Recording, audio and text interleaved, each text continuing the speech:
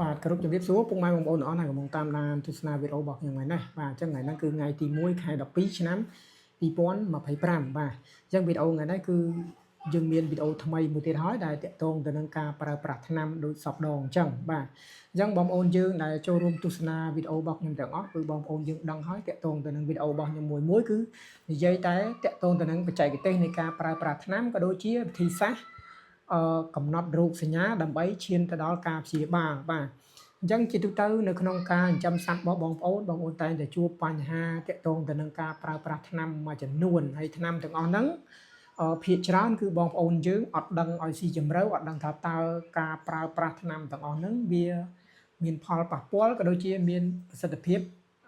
ដូចម្ដេចនៅពេលដែលយើងប្រើប្រាស់ទៅលើសត្វរបស់យើងបាទអញ្ចឹងជាទូទៅនៅពេលដែលបងប្អូនប្រើថ្នាំបងប្អូនតែងតែមានបញ្ហាទី1តាក់ទងទៅនឹងគុណភាពបាទទី2តាក់ទងទៅនឹង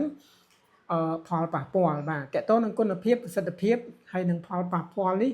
បងប្អូនយើងអត់ដឹងអស់ទេបងប្អូនយើងខ្លះចេះតែប្រើទៅឧទាហរណ៍ដូចនៅពេលដែលបងប្អូនប្រើទៅលើសត្វគូក្របីជ្រូកពពែជៀមនៅពេលដែលបងប្អូនប្រើទៅបងប្អូនយើងអត់ដឹងពីបញ្ហាផលប៉ះពាល់តាក់ទងទៅនឹងនៅពេលដែលប្រើហើយវាអាចមានបញ្ហារលូតពេលដែលប្រើហើយសត្វនឹងអត់មានទឹកដោះបាទអញ្ចឹងតាក់ទងនឹងសត្វដែលបំៅដោះកូនណានៅពេលដែលបងប្អូនប្រើបងប្អូនអត់ដឹងពីបញ្ហាក៏ដូចជាផលប៉ះពាល់តាក់ទងនឹងថ្នាំទាំងអស់ហ្នឹងបងប្អូនយើងតែងតែគិតថាអត់ដឹងថាត្រូវប្រើរបៀបម៉េចឬក៏មួយទៀតបងប្អូនពេលដែលប្រើបងប្អូនហាក់ដូចជាញញើតនៅក្នុងការប្រើមានន័យថាខ្លាចនៅក្នុងការប្រើពេលខ្លះបងប្អូនយើងប្រើទៅលើសត្វកាលពីមុនមកអាចនឹងមានបញ្ហារលូតឬក៏អាចនឹងមានបញ្ហាប្រើទៅសត្វដែលបំបៅដោះកូនគឺអាចប្រើព្យាបាលមេទៅប៉ុន្តែកូនរបស់វាស្វិតទៅអាចនឹងងាប់បាទអញ្ចឹងបងប្អូនឲ្យយើងអត់ដឹងថាតើផលប៉ះពាល់នៃការប្រើប្រាស់ថ្នាំទាំងអស់នេះគឺវាមានផលប៉ះពាល់អីខ្លះហើយការប្រើប្រាស់ដូចម្ដេចតែនាំទៅឲ្យយើងប្រើប្រាស់ទៅវាត្រូវតាក់ទងទៅនឹងបច្ចេកទេសក៏ដូចជាពេលដែលយើងប្រើទៅវាអាចព្យាបាលសត្វរបស់យើងឲ្យមានសុខភាពល្អមកវិញនៅពេលដែលសត្វរបស់យើងកំពុងតែមានបញ្ហាជាទូទៅបងប្អូនទៅទិញថ្នាំចេញពីដេប៉ូមិនថាដេប៉ូណាទេបើសិនណាជាបងប្អូនសួរនាំគេទៅបងប្អូនខ្លាចចិត្តរបស់គេឬក៏ខ្លាចមិនហ៊ានសួរគេបាទអញ្ចឹងក៏មានដេប៉ូមួយចំនួនធំដែរដែលសួរទៅពួកគាត់ណែនាំបានល្អប៉ុន្តែមានដេប៉ូមួយចំនួននៅពេលដែលយើងទិញទៅពួកគាត់រវល់ខ្លាំងពេកពួកគាត់អត់បានប្រឹក្សាយោបល់ជាមួយយើងជុំវិញទៅនឹងការប្រើប្រាស់ថ្នាំហ្នឹងឲ្យបានច្បាស់ម្ល៉េះហើយធ្វើឲ្យនៅពេលដែលយើងទិញមកវាអាចមានបញ្ហាតាក់ទងទៅនឹងការសង្ស័យនៅពេលដែលយើងប្រើលើសត្វផើមកើតអត់ប្រើទៅលើសត្វពងនោះវាកើតអត់អានោះឧទាហរណ៍ជាក់ស្ដែងណាអញ្ចឹងវីដេអូថ្ងៃនេះគឺខ្ញុំនិយាយលម្អិតតាក់ទងទៅនឹងការប្រើប្រាស់ថ្នាំហើយនឹងរោគសញ្ញាខ្លះៗដែលឈានទៅដល់ការប្រើប្រាស់ថ្នាំហ្នឹងបាទអញ្ចឹងថ្នាំនេះគឺមានឈ្មោះថា Tricoli បាទអញ្ចឹងនៅមុខខ្ញុំនេះគឺតាក់ទងទៅនឹង Tricoli ថ្ងៃនេះខ្ញុំនិយាយក៏ដូចជារៀបរាប់តាក់ទងនឹង Tricoli នេះថាតើការប្រើប្រាស់ Tricoli នេះប្រើទៅលើសត្វប្រភេទណាដែលអាចប្រើ Tricoli ហើយសត្វប្រភេទណាដែលមិនអាចប្រើ Tricoli នេះបានបាទអញ្ចឹងនៅវីដេអូមួយគឺតាក់ទងទៅនឹងបច្ចេកទេសនៃការប្រើប្រាស់ថ្នាំក៏ដូចជាការកំណត់រោគសញ្ញារបស់ខ្ញុំគឺខ្ញុំតែងតែបញ្ជាក់បងប្អូននៅចំណុចសំខាន់មួយចំនួនដែលធ្វើឲ្យបងប្អូនហ្នឹងយកទស្សនាហើយគឺយើងយកទៅអនុវត្តបានផលល្អបាទអញ្ចឹងសម្រាប់ Tricoli នេះគឺដូចតែមុនដែរទេដែលវីដេអូយើងចេញហើយបញ្ជាក់តាក់ទងទៅនឹងប្រសិទ្ធភាពក៏ដូចជាគុណភាពហើយការប្រើប្រាស់យើងប្រើរបៀបណាដែលត្រូវទៅស្តង់ដារការប្រើប្រាស់របៀបណាដែលមិនត្រូវស្តង់ដារបាទអញ្ចឹងតាក់ទងនឹង Tricoli នេះអានេះខ្ញុំដាក់មុខទៅគ្រាន់ស្រួលតាក់ទងនឹង Tricoli នេះគឺយើងប្រើប្រាស់ទៅលើភាគច្រើនគឺទៅលើកូនសត្វបាទមិនមែនភាគច្រើនគឺយើងប្រើទៅលើកូនសត្វតែម្ដងប៉ុន្តែការប្រើប្រាស់ទៅលើកូនសត្វនេះតើកូនសត្វប្រភេទណាខ្លះដែលស័ក្តិសមយើងប្រើ Tricoli បាទទី1គឺត្រូវប្រើទៅលើកូនពពែកូនជៀមកូនគោកូនក្បីហើយនិងកូនជ្រូកបាទអញ្ចឹងតាក់ទងនឹងកូនសត្វទាំងអស់ហ្នឹងគឺត្រូវការប្រើប្រាស់ Tricoli នេះដើម្បីទប់ទល់នៅបញ្ហាអីខ្លះនៅមានមួយទៀតតាក់ទងនឹងកូនឆ្កែហើយនិងកូនឆ្មាផងដែរបាទអញ្ចឹងយើងប្រើទៅលើកូនសត្វនិយាយទៅគឺសត្វពពួកសត្វជើង4ដែលយើងអាចប្រើប្រាស់បាន Tricoli ណាទី1សម្រាប់ Tricoli នេះវាត្រូវបានព្យាបាលក្នុងករណីមានបញ្ហារលាកពោះវៀនបាទ ចឹងស្អីទៅដែលហៅថាការរលាកពវៀនបាទជាទូទៅការរលាកពវៀនគឺយើងមើលដឹងដោយខ្លួនយើងហើយមួយទៀតបើសិនណាជាបងប្អូនព្យាយាមមើលឬក៏ពិនិត្យធ្វើរោគវិនិច្ឆ័យទៅតាមស្អីដែលខ្ញុំណែនាំអានោះបងប្អូនយើងបានដឹងថាតើការរលាកពវៀនហ្នឹងគឺវាមានរោគសញ្ញាអីខ្លះដែលយើងអាចសន្និដ្ឋានទៅថាវាមានបញ្ហារលាកពវៀនបាទអញ្ចឹងទី1តកតងទៅនឹងប្រព័ន្ធផ្លូវរំលាយអាហារអញ្ចឹងប្រព័ន្ធផ្លូវរំលាយអាហារមានការស៊ីចុកហើយលីមុកអីហ្នឹងអានឹងតកតងជាមួយនឹងប្រព័ន្ធផ្លូវរំលាយអាហារបាទអញ្ចឹងថ្ងៃនេះត្រីកូលីនេះគឺត្រូវបាននិយាយរៀបរាប់ក៏ដូចជាការណែនាំប្រើប្រាស់ទៅលើប្រព័ន្ធផ្លូវរំលាយអាហារទី1តកតងទៅនឹងបញ្ហារាគបាទអញ្ចឹងបញ្ហារាគនេះមួយខ្ញុំតែងតែនិយាយតកតងនឹងវីដេអូមួយណាក៏ដូចមួយណាដែរដូចជាមិនតកតងនឹងបញ្ហារាគដូចជាមិនសូវរំលងអីប្រហែលទេតកតងនឹងរាគនេះគឺតកតងនឹងផ្លូវរំលាយអាហារឬក៏ប្រព័ន្ធរំលាយអាហារហ្នឹងបាទតកតងនឹងរាគហ្នឹងមានរាគអីខ្លះបាទរាគវាមានច្រើនប្រភេទមានរាគដោយសារពពួកអឺកូលីរាគដោយសារពួកកុកស៊ីឌីយ៉ូរាគដោយសារពពួកសាម៉ូនេឡូស៊ីសឬក៏សាម៉ូនេឡាអញ្ចឹងទាំងអស់ហ្នឹងវាសិតតែមានឈ្មោះរបស់វានៅពេលដែលវារាគហើយការរាគរបៀបម៉េចដែលយើងអាចនាំឲ្យទៅការប្រើប្រាស់តកតងទៅនឹងត្រីកូលីនេះបាទអញ្ចឹងតកតងទៅនឹងត្រីកូលីជាបាលទី1តកតងទៅនឹងពពួកអឺកូលីបាទអញ្ចឹងអឺកូលីនេះបើនិយាយជាភាសាបច្ចេកទេសទៅបងប្អូនយើងអត់ដឹងទេអត់ដឹងថាអឺកូលីហ្នឹងវាមានរោគសញ្ញារបៀបម៉េចហើយសន្តានអ្វីខ្លះដែលយើងហៅថាវាជាប្រភេទអឺកូលីបាទអញ្ចឹងតកតងនឹងអឺកូលីនេះវាទី1រាគសរាគហូរទឹកថ្លារាគមកមានតែទឹកមានលាយសបោប៉ុន្តែ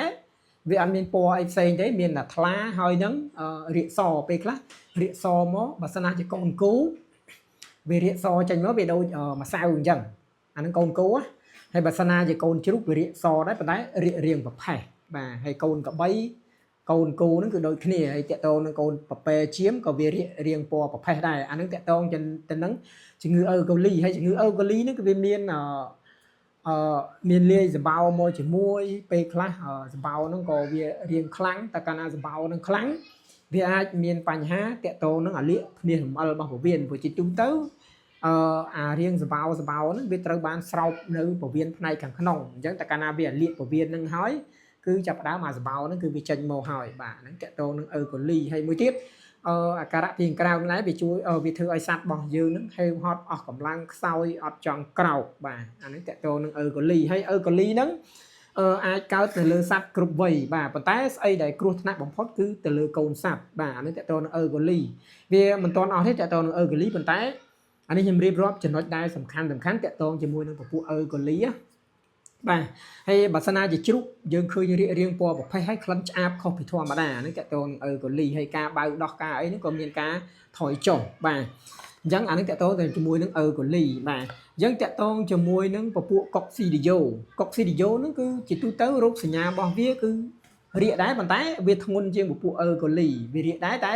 ស្អីដែលយើងស្រួលចំណាំគឺមានរាគពណ៌លឿងបាទទី1គឺរាគពណ៌លឿងអារាគដំបូងរាគពណ៌លឿងរាគហើយក្លិនឆ្អាបខុសពីធម្មតាអានឹងតកតងនឹងពពួកកុកស៊ីឌីយ៉ូហើយបន្ទាប់មកទៀតតកតងទៅនឹងចំណុចដែលសំខាន់ហើយចំណុចហ្នឹងគឺអាចឲ្យសត្វរបស់យើងនឹងងាប់លឿនវាពពួកកុកស៊ីឌីយ៉ូហ្នឹងច្រើនតែរាកមកដោយសម្បោច្រើនហើយមានលាយឈាមក្លិនឆ្អាបគឺឆ្អាបឡើងឈួលបាទអានេះតកតងទៅនឹងពួកកុកស៊ីឌីយ៉ូអញ្ចឹងបើសិនណាជាមានបញ្ហារាកឈាមឬក៏រាកពណ៌លឿងវិធីសាស្ត្រនៅក្នុងការព្យាបាលហ្នឹងគឺបើកើតទៅលើកូនប៉ប៉ែកូនជៀមកូនជ្រូកហើយនឹងកូនគោផងដែរអានឹងសម្រាប់ការព្យាបាលគឺពិបាកនៅក្នុងការព្យាបាលតកតងពួកកុកស៊ីឌីយ៉ូអញ្ចឹងតែពិបាកព្យាបាលហើយគឺអត្រាជាហ្នឹងក៏វាតិចទៅតាមនឹងដែរប៉ុន្តែអានេះសម្រាប់កូនសត្វដែលនៅតូចបើសិនណាជាកូនសត្វវាចាប់ពី1ខែ2ខែឡើងទៅអានឹងការព្យាបាលរបស់យើងវាអាចនឹងព្យាបាលបានហើយអត្រាជាហ្នឹងគឺវាមានរហូតដល់85ទៅ90%បាទអានឹងសម្រាប់កូនគោកូនក្របីដែរ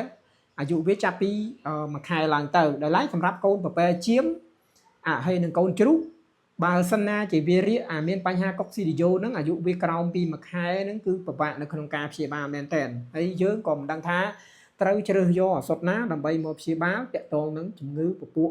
កុកស៊ីឌីយ៉ូនេះឲ្យវាគ្រាន់ដែរបាទអានេះតកតងនឹងកុកស៊ីឌីយ៉ូបាទហើយតកតងនឹងពពួកសាម៉ូនេឡូស៊ីសហ្នឹងអានោះវាតកតងជាមួយនឹងរាកដែរប៉ុន្តែវាមានរាក លាយពណ៌លឿងជួនកាលអារៀកហ្នឹងក៏វាមានប្រែទៅជារាងខៀវបន្តិចទៅជួនកាលរៀកហ្នឹងក៏វាមានប្រែទៅជាពណ៌ត្នោតបន្តិចទៅបាទអញ្ចឹងតកតងនឹងរូបសញ្ញាចំណុចដែលសំខាន់ណាហើយមួយទៀតតកតងចំណុចដែលវាដូចគ្នាទាំងអស់តកតងនឹងសត្វនៅពេលដែលរៀកវាបាត់បង់ជាតិទឹកបាត់បង់សារធាតុរ៉ែនៅក្នុងខ្លួនអញ្ចឹងហើយវាធ្វើឲ្យសត្វរបស់យើងហ្នឹងគឺតកតងទៅនឹងការស៊ីចំណីតកតងនឹងការដើរដេកតកតងទៅនឹងការបំបៅបៅដោះមេអីហ្នឹងគឺមានការថយចុះហើយកូនសត្វទាំងអស់ហ្នឹងគឺខ្សោយបាទអញ្ចឹងតើកាលណាខ្សោយអាមេរោគនឹងវាវាយលុកបន្ថែមទៀតមកតកតងនឹងពវៀនហ្នឹងគឺងាប់លឿនបាទអានេះ3 4ថ្ងៃអីងាប់លឿនប៉ុន្តែបើបាក់សីវិញកើតជំងឺពួកកុកស៊ីឌីយ៉ូតកតងនឹងរាគឈាមហ្នឹងគឺងាប់លឿនណាអានេះសម្រាប់បាក់សីតែនៅវីដេអូមួយនេះគឺខ្ញុំអត់និយាយចូលតកតងបាក់សីទេដោយសារតែពពួកត្រីកូលីនេះគឺយើងត្រូវព្យាបាលទៅលើតែពពួកសត្វជើង4ទេពពួកបាក់សីគឺយើងប្រើកើតប៉ុន្តែវាពិបាកនៅក្នុងការប្រើប្រាស់បាទអានេះតកតងនឹងពពួកត្រីកូលីនេះបាទអញ្ចឹងវាត្រូវបានព្យាបាលប៉ុណ្ណឹងមានពពួកអឺកូលីពួកកុកស៊ីឌីយ៉ូពួកសាម៉ូបាទឥឡូវយើងនិយាយឲ្យខ្លីទៅថាពពួករាកបាទមិនថារាកប្រភេទណាទេដែលយើងអាចប្រើពពួកត្រីកូលីនេះបានបាទបើនិយាយពីរឿងឈ្មោះជំងឺអាហ្នឹងរៀងពិបាកដល់បងប្អូនតិចប៉ុន្តែខ្ញុំបកស្រាយមិនដូចជាពួកអឺកូលីវាមានរោគសញ្ញាវាមិនពួកកុកស៊ីឌីយ៉ូមានរោគសញ្ញាវាមិនពួកសាម៉ូនេឡូស៊ីសហ្នឹងគឺវាមានរោគសញ្ញាវាមិនបាទអាហ្នឹងតកតងទៅនឹងបញ្ហាតកតងនឹងឈ្មោះបច្ចេកទេសជំងឺមួយណាប៉ុន្តែស្អីដែលបងប្អូនយើងត្រូវចាប់អារម្មណ៍គឺតកតងទៅនឹងការរាកបាទថ្ងៃនេះគឺយើងនិយាយតកតងនឹងការរាកកូនសត្វនេះហើយនឹងការប្រើប្រាស់ត្រីកូលីនេះដើម្បីមកទប់ស្កាត់ក៏ដូចជាការបង្ការហើយនឹងការព្យាបាលឲ្យវាមានប្រសិទ្ធភាពខ្ពស់បាទអញ្ចឹងតកតងនឹងជំងឺ3ហ្នឹងមានកុកស៊ីឌីយ៉ូមានទី1មានពួកអឺកូលីទី2កុកស៊ីឌីយ៉ូទី3តកតងនឹងសាម៉ូនេឡូស៊ីសបាទអញ្ចឹងបើយើងនិយាយឲ្យខ្លីទៅគឺយើងតកតងទៅនឹងការបង្ការក៏ដូចជាព្យាបាលជំងឺរាកកូនសត្វបាទនិយាយចេះវិញបានបងប្អូនយើងស្រួលស្ដាប់បាទអញ្ចឹងតកតងនឹងការរាកកូនសត្វនេះគឺបើសិនណាជាយើងជ្រើសយកឱសថគឺយើងត្រូវប្រើពពួកត្រីកូលីតើប្រើពពួកត្រីកូលីតើការប្រើប្រាស់នេះគឺយើងត្រូវប្រើរបៀបម៉េចដើម្បីឲ្យវាមានប្រសិទ្ធភាពល្អពួកអីជាទូទៅបងប្អូនយើងដែលចិញ្ចឹមជ្រូកបងប្អូនយើងច្រើនតែជួបបញ្ហាមួយតកតងទៅនឹងជ្រូកដែលកំពុងបំបៅដោះកូនណាឬក៏ពពែដែលកំពុងតែបំបៅដោះមេដែលមេកំពុងបំបៅដោះហ្នឹងណាវាអាចជួបបញ្ហា2ទី1ជួបបញ្ហាតកតងទៅនឹងរាកបាទអញ្ចឹងតើកាលណារាកក្លិនឆ្អាបខុសពីធម្មតាបងប្អូនពិបាកនៅក្នុងការព្យាបាលព្រោះកូនសត្វពពែជៀមហើយនឹងជ្រូកនេះគឺពិបាកនៅក្នុងការព្យាបាលដោយសារតែពួកវាគឺតូចខ្លាំងពេកតើកាលណាយើងចាក់ថ្នាំតែចាក់មិនស្រួលយកអាខ្លាំងមកចាក់តែមិនស្រួលបកាច់ងាប់ភ្លាមអាហ្នឹងតកតងកូនសត្វ3ប្រភេទហ្នឹងមានពពែជៀមមាន5ប្រភេទមានពពែជៀមមានជ្រូកមានឆ្កែមានឆ្មាមាន4ប្រភេទអធិស្ឋានឡើង5បាទអញ្ចឹងអា4ប្រភេទនេះបើសិនណាជាវារាកហើយការព្យាបាលរបស់យើងនឹងពិបាកនៅក្នុងការព្យាបាលដោយសារតែសត្វរបស់យើងនឹងគឺតូចខ្លាំងពេកអញ្ចឹងតើកាលណាប្រើប្រាស់ថ្នាំរៀងខ្លាំងពេលដែលចាក់ទៅគឺដូចបញ្ជូនវាឲ្យទៅងាប់ឲ្យលឿនអញ្ចឹងអានឹងតកតទៅនឹងការប្រើប្រាស់ថ្នាំព្យាបាលហើយមួយទៀតសម្រាប់កូនសត្វតូចនៅពេលដែលបងប្អូនចាក់ថ្នាំទៅវាច្រើនតែជួបបញ្ហាមួយតកតនឹងសាច់ដុំអញ្ចឹងថ្នាំជាទូទៅគឺការប្រើប្រាស់យើងមាន3ប្រភេទថ្នាំចាក់មានចាក់សាច់ដុំចាក់សរសៃមានចាក់ស្បែកអញ្ចឹងបើសិនណាជាការចាក់សាច់ដុំអានឹងជាស្រួលជាងគេតែវាពិបាកទាំងថាកូនសត្វតូចនៅពេលដែលយើងចាក់សាច់ដុំរបស់វាហ្នឹងគឺវាអត់ទាន់សំយោគបានជាមួយនឹងថ្នាំល្អឡើយទេមានន័យថាការស្រូបយកហ្នឹងគឺវាអត់ទាន់ស្រូបយកអាថ្នាំដែលយើងចាក់ចូលទៅបានល្អទេពេលដែលយើងចាក់ចូលទៅវាអាចមានបញ្ហាច្រើនតាក់ទងទៅនឹងសាច់ដុំវាអត់ទាន់សំយោគណាអញ្ចឹងហើយវាធ្វើឲ្យសត្វរបស់យើងនឹងគឺកម្រការចាក់ថ្នាំកម្រជាដោយសារតែសាច់ដុំរបស់វាគឺអត់ទាន់មានកម្លាំងស្រូបយកអាសារធាតុថ្នាំឬក៏សារធាតុគីមីដែលយើងចាក់ចូលទៅហ្នឹងណាអញ្ចឹងហើយវាធ្វើឲ្យសត្វរបស់យើងហ្នឹងគឺនៅពេលដែលបងប្អូនយើងធ្វើការព្យាបាលពិបាកនៅក្នុងការព្យាបាលទៅលើកូនសត្វបាទអញ្ចឹងយើងងាកមកត្រីកូលីយើងវិញតកតទៅនឹងការប្រើប្រាស់គឺយើងត្រូវប្រើទៅលើកូនសត្វមានកូនសត្វទាំងអស់ហ្នឹងមានពពែជៀមជ្រូកគូក្របីអីកូនឆ្កែកូនឆ្មាហ្នឹងគឺយើងត្រូវប្រើទី1បើសិនណាជាកូនសត្វនឹងទៅបង្កើតបាទទៅបង្កើតគាត់តែកើតមកភ្លាមជាភាសាអង់គ្លេសជ្រូកហើយនឹងពពែជៀមអញ្ចឹងនៅពេលដែលកើតមកភ្លាមគឺបងប្អូនត្រូវប្រើត្រីកូលីនេះបញ្ច្រកនៅក្នុងមាត់បាទអញ្ចឹងតើកាលណាយើងបញ្ច្រកនៅក្នុងមាត់គឺការពាររាកបានមួយផ្នែកធំពួកអីជាទូទៅពពួកអឺកូលីពពួកសាម៉ូអីអស់ហ្នឹងពពួក កុកស៊ីឌីយ៉ូហ្នឹងវាច្រើនតែឆ្លងពីដោះមេរបស់វាហ្នឹងនៅពេលដែលវាបើវាឆ្លងអញ្ចឹងដើម្បីទប់ស្កាត់យើងប្រើត្រីកូលីនេះឲ្យបានមុនបាទឲ្យបានមុនគឺនៅពេលដែលកើតគឺយើងបញ្ច្រកវាយើងសកត់មួយទៅបាទឥឡូវនេះបើកឲ្យមើលសិនកុំឲ្យបងប្អូនយើងអត់យល់បាទអានេះក្បាលបាញ់ណានេះក្បាលបាញ់ហើយអានេះដបថ្នាំអញ្ចឹងអានេះគេមួលអញ្ចេះអានេះគេមួលហើយអានេះវាមាន sticker វាមួយទៀតប៉ុន្តែខ្ញុំអត់ដក sticker ទេបាទអញ្ចឹងគេដាក់ក្បាលហ្នឹងចូលអញ្ចឹងបាទអានេះតើតើគេដាក់អញ្ចឹងនៅពេលដែលយើងមួលហើយយើងយកអានេះចូលក្នុងនេះបាទអញ្ចឹងនៅពេលដែលយើងប្រើគឺយើងសកត់វាមួយទៅសកត់ម្ដងវាចំណុះ 2cc ហើយការប្រើប្រាស់គឺបើសិនណាជាកូនសัตว์ទើបនឹងកើតបាទកូនសัตว์ទើបនឹងកើតគឺយើងសកត់វាម្ដងបាទម្ដងវាមានចំណុះវាស្មើនឹង 2cc បាទយើងការសកត់នេះគឺយើងបញ្ច្រកបាទយើងបញ្ច្រកចូលតាមមាត់បាទអញ្ចឹងបញ្ច្រកតាមមាត់នៅពេលដែលយើងចំបាច់វាម្ដងវាស្មើនឹង 2cc បាទអានឹងប្រើដើម្បីការពារការរាកគ្រប់ប្រភេទទាំងអស់ហ្នឹងដែលខ្ញុំរៀបរាប់មានពពួកកូលីមានពពួកកុកស៊ីឌីយ៉ូហើយនឹងមានពពួកសាម៉ូមិញហ្នឹងណាអញ្ចឹងនៅពេលដែលកូនសัตว์កើតភ្លាមបាទកើតភ្លាមគឺយើងត្រូវបញ្ច្រកអាហ្នឹងជាពិសេសគេគឺកូនជ្រូកហ្នឹងមកបាទកូនជ្រូកហើយកូនពពែនៅពេលដែលកើតភ្លាមគឺបងប្អូនត្រូវតែប្រើពពួកត្រីកូលីនេះចូលភ្លាមដើម្បីការពារឬក៏ផ្ដល់ភាពស៊ាំទៅនឹងជំងឺអីទាំងអស់ហ្នឹងឬក៏មួយទៀតវាជួយជំនួយដល់ផ្នែកពោះវៀនបាទជួយប៉ះប៉ូវពោះវៀនហ្នឹងឲ្យវាមានសុខភាពល្អតែកាលណាពោះវៀនមានសុខភាពល្អវាអាចវាយលុកតកតងនឹងពពួកបាក់តេរីដែលចូលទៅវាអាចវាយលុកមកវិញបានហើយមួយទៀតតកតងនឹងការប្រើប្រាស់ការពារហ្នឹងគឺយើងប្រើថ្ងៃហ្នឹងអញ្ចឹងទៅយើងសកត់ម្ដងនៅពេលដែលវាកើតភ្លាមយើងសកត់អានេះម្ដងវាស្មើនឹង 2cc អញ្ចឹងអាយុវា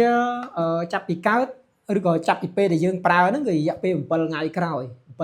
គឺយើងប្រើវាម្ដងទៀតដោយ7ថ្ងៃក្រោយហ្នឹងគឺយើងប្រើខុសពីលើកទី1បាទយើងរំលឹកវាមកវិញណា7ថ្ងៃក្រោយយើងរំលឹកមកវិញគឺយើងប្រើ2ដងបាទ2ដងវាស្មើនឹង 2cc បាទទោះបីកូនកូនពពែកូនជៀមឬក៏កូនឆ្កែឆ្មានឹងប៉ុន្មានហើយគឺយើងត្រូវប្រើ2ដងបាទប្រើ2ដងដើម្បីរបៀបដូចថារំលឹកវាមកវិញណាឲ្យវាបង្កើនគុណភាពកាន់តែខ្លាំងបាទប៉ុន្តែអានេះសូមជម្រាបអានេះមិនមែនជាប្រភេទវ៉ាក់សាំងណាអានេះប្រភេទថ្នាំយើងប្រើបកាក៏ដូចជាជួយជំនួយពោះវៀនទប់ទល់នឹងការរាកអីទាំងអស់ហ្នឹងព្រោះផ្លេចបញ្ជាក់អានេះមិនមែនជាប្រភេទវ៉ាក់សាំងទេអានេះជាប្រភេទថ្នាំព្យាបាលបាទអញ្ចឹងត្រឡប់មកវិញតកតទៅនឹងការប្រើប្រាស់យើងប្រើនៅពេលដែលកើតភ្លាមយើងប្រើម្ដងហើយមួយទៀតអាយុវាបាន7ថ្ងៃគឺយើងត្រូវប្រើម្ដងទៀតប៉ុន្តែលើកទី2ហ្នឹងគឺយើងសកត់2ដងបាទអាហ្នឹងប្រើតែប៉ុណ្ណឹងគឺវាអាចការពារបានតកតងទៅនឹងពួកជំងឺ3ប្រភេទដែលយើងនិយាយថាពពួករាកហ្នឹងណាវាអាចការពារពពួករាកហើយពពែមួយទៀតបើយើងប្រើទៅវាអាចការពារក្នុងករណីដែលកូនពពែរបស់យើងអាសាហើមពុះព្រោះនិយាយទូទៅអ្នកចិញ្ចឹមពពែហ្នឹងគឺច្រើនតែជួបបញ្ហាហើមពុះហើយនឹងរាកហើយការព្យាបាលអត់ដឹងថាត្រូវការព្យាបាលវាមិនទេបាទអានេះតកតងទៅនឹងការយើងប្រើហ្នឹងគឺប្រើដើម្បីការពារដល់ឡែកសម្រាប់ការព្យាបាលវិញបាទអញ្ចឹងបើតកតងទៅនឹងការព្យាបាលត្រីកូលីនេះយើងព្យាបាលអញ្ចេះវិញឧទាហរណ៍ថាឥឡូវយើងអត់បានប្រើវាដើម្បីការពារទេប៉ុន្តែសត្វរបស់យើងរាកបាទសត្វយើងមានបញ្ហារាកក្លិនឡើងឆ្អាបឬក៏រាកមានឈាមអីមានដោយស្បោអីទៅអានេះឧទាហរណ៍ណាអញ្ចឹងបើសិនណាជាយើងប្រើការពារមកវិញគឺយើងប្រើអញ្ចេះវិញឧទាហរណ៍ថាឥឡូវយើងប្រើរយៈពេល2ដងនៅក្នុងមួយថ្ងៃណាបើកូនឆ្កែឆ្មាយើងសកត់ម្ដងទៅបើកូនពពែជៀមហើយនឹងជ្រូកយើងប្រើ2ដងយើងសកត់ម្ដង1 2បាទយើងសកត់អញ្ចឹង1 2អញ្ចឹង2ដងវាស្មើនឹង 4cc ហើយអញ្ចឹងយើងសកត់វា2ដងហើយការប្រើប្រាស់ដើម្បីព្យាបាលគឺយើងប្រើព្រឹកល្ងាចថ្ងៃទី1ហើយនឹងថ្ងៃទី2ឧទាហរណ៍ថាឥឡូវថ្ងៃហ្នឹងប្រើ2ដងយើងប្រើព្រឹក1ល្ងាច1ស្អែកឡើងយើងប្រើអញ្ចឹងទៀត2ដងដូចគ្នាបាទអញ្ចឹងបើកូនបើកូនសัตว์មិញណាតើតើនឹងជ្រូកអីហ្នឹងបើរៀងធំតិចយើងសកត់វា2ដងហើយយើងប្រើមួយថ្ងៃ2ដងដែរបាទអញ្ចឹងយើងប្រើថ្ងៃហ្នឹងស្អែកមានន័យថាថ្ងៃហ្នឹងហើយថ្ងៃស្អែកហ្នឹងគឺយើងប្រើ2ដងនៅក្នុងមួយថ្ងៃដល់តែថ្ងៃទី3គឺយើងត្រូវប្រើតែម្ដងបានហើយចាប់ពីថ្ងៃទី3ទៅប្រើវាតែម្ដងទៅបាទសម្រាប់គុណភាពតកតងនឹងថ្នាំនេះគឺប្រសិទ្ធភាពវាល្អព្រោះពេលខ្លះបងប្អូនយើងអត់ដឹងថាវិធីសាស្ត្រក្នុងការការពារកូនសัตว์ឲ្យវាផុតពីជំងឺរាកហ្នឹងគឺ យើងត្រូវការពារដោយរបៀបណាបាទអញ្ចឹងថ្ងៃនេះគឺបានមើលវីដេអូនេះតាក់ទងទៅនឹងការពារក៏ដូចជាការព្យាបាលអីដែលខ្ញុំរៀបរាប់តាក់ទងនឹងត្រីកូលីនេះចែកជូនបងប្អូនហើយមួយទៀតតាក់ទងនឹងគុណភាពហើយនឹងប្រសិទ្ធភាពគឺប្រសិទ្ធភាពវាល្អបាទអានេះធានាជូនតែប្រសិទ្ធភាពវាល្អប៉ុន្តែវាមិនមែនល្អដល់ថ្នាក់លេខ1ទេតែអានេះប្រសិទ្ធភាពវាល្អមែនតើបាទហើយមួយទៀតតាក់ទងជាមួយនឹងតម្លៃសម្រាប់ត្រីកូលីនេះតម្លៃវាធូរថ្លៃមែនតើហើយសិវាសមល្មមនឹងបងប្អូនទិញយកទៅទុកជាភាសាគេបងប្អូនដែលចិញ្ចឹមសត្វមេយើងទិញយកទៅទុកព្រោះអានេះយើងត្រូវការប្រើទៅលើកូនសត្វបាទអានេះបញ្ជាក់ផងដែរថាយើងប្រើទៅលើតែកូនសត្វទេសត្វធំវាប្រើទៅវាមិនសូវជាមានសកម្មភាពល្អប្រហែលទេអានេះតើតើសត្វធំណាតែបើសត្វតូចយើងប្រើទៅគឺប្រសិទ្ធភាពវាល្អតើតើត្រីកូលីនេះបាទហើយបងប្អូនក៏អាចរកទិញបានផងដែរតើតើនឹងត្រីកូលីនេះគឺអាចលក់នៅចិត្តបងប្អូនដែលពោលក់ថ្នាំសត្វដែលចិត្តបងប្អូនហើយមួយទៀតបើសិនណាជាបងប្អូនយើងរកទិញអត់បានទេបងប្អូនចង់បានថ្នាំដែលល្អដែលមានគុណភាពប្រសិទ្ធភាពក៏ដូចជាការប្រើប្រាស់ទៅមានទំនុកចិត្តល្អបងប្អូនអាច call មកខាងខ្ញុំបាទអញ្ចឹងតកតងនឹងត្រីកូលីនេះខាងខ្ញុំមានលក់បាទអញ្ចឹងបងប្អូនអាចទិញពីខាងខ្ញុំបានហើយខាងខ្ញុំនឹងរៀបចំផ្ញើជូនបងប្អូនទៅតាមបណ្ដាខេត្តទាំងអស់បាទហើយមួយទៀតតកតងទៅនឹងរាល់ព័ត៌មានផ្សេងក៏ដូចជារាល់ចម្ងល់ដែលបងប្អូនយើងតែងតែឆ្ងល់បងប្អូនអាច comment ចូលនៅក្នុងវីដេអូរបស់ខ្ញុំឧទាហរណ៍ថាឥឡូវបងប្អូនច្រើនតែចិញ្ចឹមសត្វជួបបញ្ហាអីបងប្អូនអាច comment មកខាងខ្ញុំនឹងចេញជាវីដេអូពន្យល់បងប្អូនទៅតាមស្អីដែលខាងខ្ញុំមានចំណេះដឹងហើយក៏ដូចជាទៅតាមស្អីដែលខ្ញុំធ្លាប់ជួបពីមុនមកគឺខ្ញុំចែកចម្លែកបងប្អូនយើងនៅក្នុងវីដេអូដើម្បីវីដេអូនេះដើម្បីឲ្យបងប្អូនយើងនឹងបានទស្សនាទាំងអស់គ្នាពេលខ្លះបងប្អូនយើងចិញ្ចឹមសត្វជួបបញ្ហានេះពេលខ្លះបងប្អូនអ្នកទៀតចិញ្ចឹមសត្វជួបបញ្ហានោះអញ្ចឹងបញ្ហាទាំងអស់ហ្នឹងក៏បើសិនណាជាបងប្អូនយើងអត់ដោះស្រាយចេញទេបងប្អូនអាចសនំពរខាងខ្ញុំឲ្យចេញជាវីដេអូហ្នឹងសម្រាប់ធ្វើការបកស្រាយនៅក្នុងវីដេអូដើម្បីចែកជូនទៅបងប្អូនប្រជាកសិករយើងដែលចិញ្ចឹមហើយជួបបញ្ហាដូចបងប្អូនយើងអញ្ចឹងបាទអញ្ចឹងវីដេអូមួយនេះគឺអត់មានអីច្រើនទេយើងមានតែប៉ុណ្ណឹងហើយក៏សូមអធិស្ឋានអភ័យទោសផងដែរចំពោះការតាមដានទស្សនាបងប្អូនបើសិនណាជារាល់ពាក្យពេចន៍ដែលខ្ញុំនិយាយទៅមានប៉ះពាល់ដល់អារម្មណ៍របស់បងប្អូនឬក៏ខុសឆ្គងដោយកាយវិការណាមួយក៏សូមខន្តីអភ័យទោសពីសំណាក់បងប្អូនបាទសូមអរគុណសូមជម្រាបលា